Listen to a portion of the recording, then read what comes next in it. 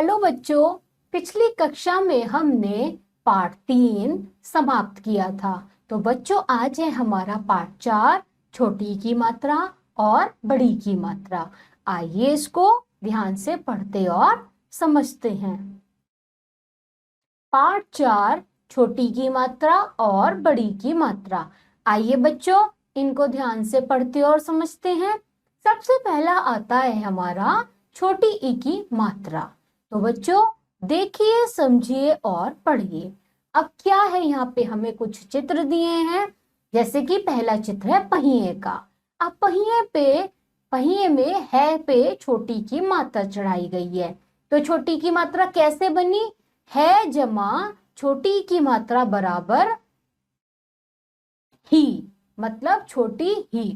तो ये प्रयोग होएगा हमारा पहिए में। अब जब हम पहिए को लिखेंगे, कैसे लिखेंगे बच्चों? पे जमा है जमा छोटी की मात्रा जमा ये जमा आका डंडा बराबर पहिया।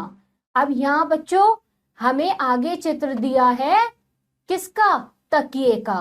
तो तकिए में भी कै पे छोटी की मात्रा आती है। तो हम छोटी की मात्रा कैसे लगाते हैं? कै पे लगाएंगे, कै जमा छोटी की मात्रा बराबर की। छोटी ई की मात्रा ऐसे लगाएंगे की पे, जो बन गया की। और तकिया कैसे लिखेंगे बच्चों? ते जमा कै जमा छोटी की मात्रा जमा ये जमा आका डंडा बराबर तकिया।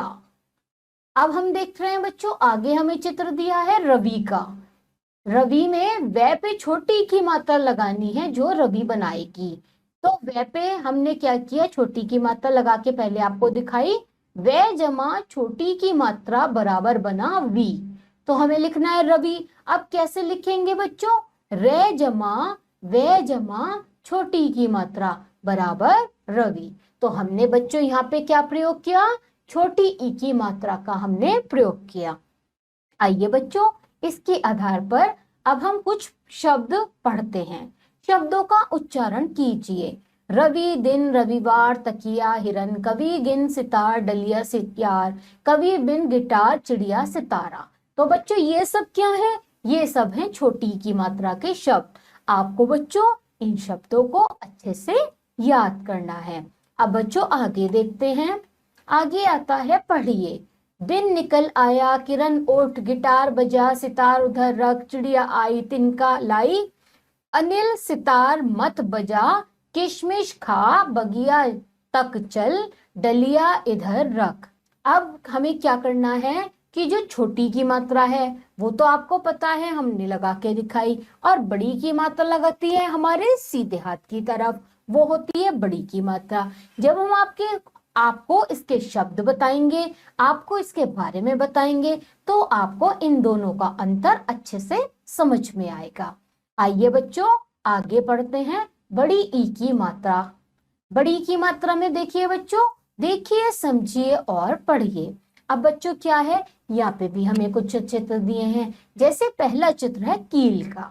अब कील में हम बड़ी ई की मात्रा लगा रहे हैं क्योंकि कील खिंच रहा है शब्द। जब शब्द खिंचे यानी कि जैसे हम जोड़ लगा रहे हैं कील, तो बड़ी की मात्रा आएगी। तो कील जब हम लिखेंगे क्या पे बड़ी की मात्रा, तो वो कैसे लिखेंगे? हम लिखेंगे कै जमा बड़ी ई बराबर की। आएंगे, हमने खींचा इसलिए बड़ी की मात्रा। और इसको बच्चों लिखेंगे कैसे? कै जमा बड़ी की मात्रा जमा ले बराबर कील। अब इसके आगे देखते हैं बच्चों। हमें दिया है मछली का चित्र।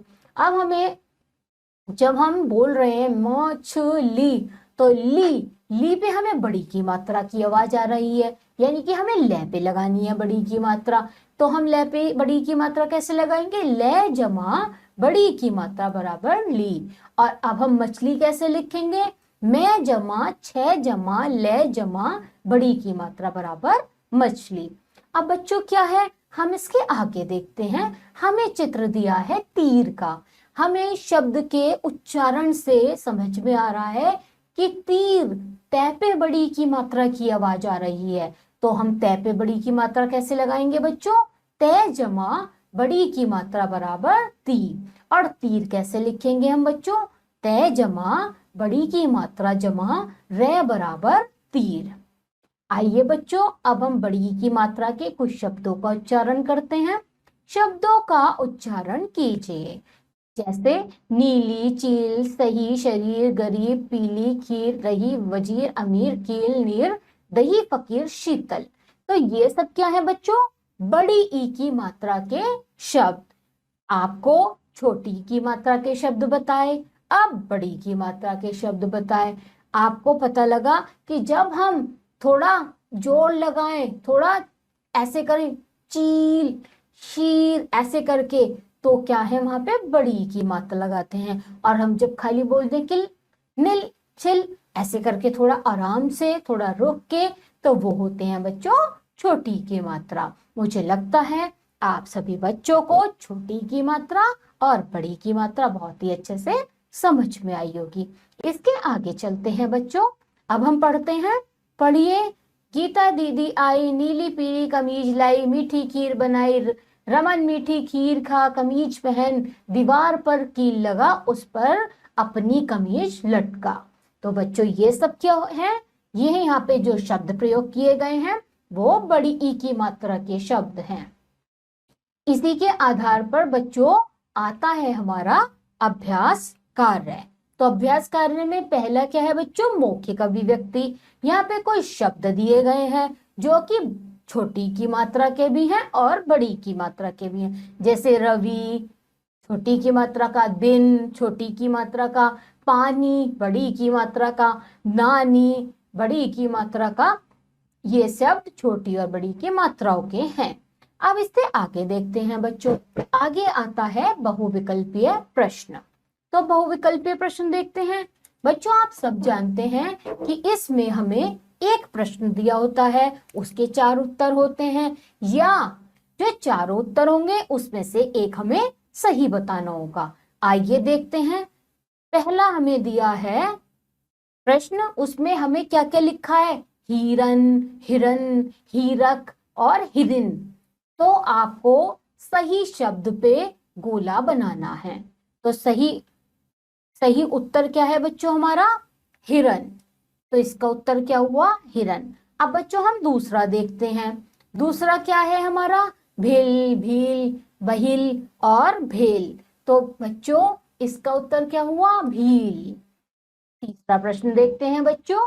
तीसरा प्रश्न है गिन, गईन, गीन और गनी। तो बच्चों इसका उत्तर क्या है? इसका उत्तर है गिन।